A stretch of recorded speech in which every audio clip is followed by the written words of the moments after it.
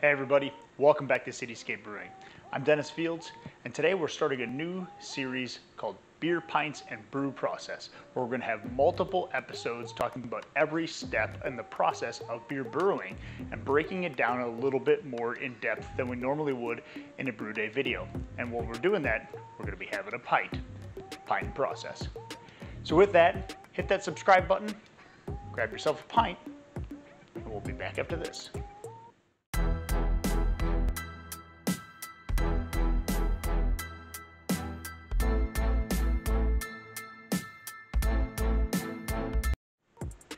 The first episode in Pints and Process is going to be ingredients and the recipe. And if you're like me, you probably started buying a kit that was already put together, even if it's an all grain, maybe it's an extract kit, but even an all grain kit, I bought one that was already prepared. It came with all of the different grains, hops, even a yeast that I would need to brew the beer. And that's a great way to get started. After that, I recommend looking up some different recipes online, finding them, and then brewing those or just tweaking them slightly to your own flavor. Maybe you found a West Coast IPA that was really good, but it had a little more bitterness than you would have liked, and you want to add those hops a little bit later in the addition, so it has in the boil process, so you have a little bit less bitterness. That's something that you can tweak, and that's the beauty of all grain brewing, right?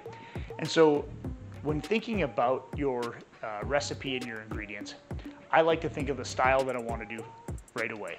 And that's going to make the determination of what grains you're going to use, what yeast you're going to use, and what hops you're going to use. So for instance, maybe it's midsummer, you've done a lot of summery beers, you're starting to think about fall, right? Fall, you get Marzen, Oktoberfest, you'll start doing porters a little bit more often, that kind of thing. You can make porters all year round, but those are more common beers for the fall. And so in this case, maybe you start thinking ahead and you're like, okay, I'm gonna pick up some Oktoberfest yeast, and then I need to find what grains and hops that I'm gonna need for that. Don't reinvent the wheel. Find an app, like I use Brewer's Friend a lot. I find a recipe that I like, and then I copy that recipe and I put it in the Brewer's Friend recipe builder. It will help you by selecting that style that you want to go for, and then it will give you a bar at the top that talks about the SRM, the color of your beer, of course, your bitterness, your mash pH, and then ultimately your gravity, and will tell you whether or not what you've put into your recipe is in style or in keeping with that style that you've selected. And so really good tool to help you kind of learn what to add and how much, and back things off a little bit.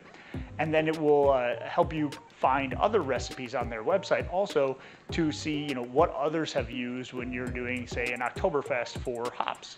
And then you can experiment a little bit, change it up, change the amounts, change the hops that you're going to use, maybe add a little bit different grain. Maybe you have a little extra Munich malt sitting around and you want to use that in place of something else. So play around with the styles a little bit, but think about this. This is the first step in the brewing process. And as part of that, the biggest thing before your brew day is making sure that you have a healthy yeast. And so yeast, as part of your process, say we're doing an Oktoberfest in this example, we would use we'd look at the package that we got we'd get an Oktoberfest yeast, look at the package. There's always an expiration date. That's gonna tell you and help you determine if your yeast has a lot of viable cells or not. Also, your style is going to determine whether you need to do a yeast starter. I like to recommend a yeast starter anything over 1.050 or 1050. I have a video on how to make a yeast starter if you haven't done that before. Super simple. It really helps if you've got a yeast that's several months to a year old. You can energize that yeast, get that cell count up, and it's going to help you make better, cleaner, more refreshing beer. No off flavors that are going to be present if you have healthy yeast cells. And so the first step, and why I want to talk about this first, is really putting some thought into your recipe. What ingredients you're using, how much, are you going to mill your own grains and need a grain mill? Are you going to buy them crushed? what yeast you need. Do you need to make a starter? What hops, etc.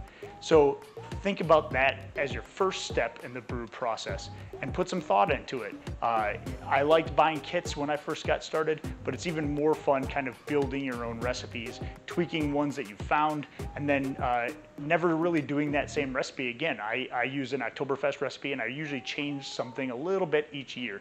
It's very rare that I'll brew the exact same beer unless it's amazing, which I do occasionally, but I like to play around, and this is a good way to experiment using that Brewer's Friend website. Again, I'm not affiliated with them in any way, but it really helps me learn as I'm putting things in. And that should do it for episode 1, where we're talking about ingredients and recipe. Episode 2, we're gonna get into water profile. So if you've never added water additions, or you wanna learn a little bit more about that, stay tuned. Please, in between there, hit that like and subscribe button. Helps the channel tremendously. With that, happy brewing and cheers.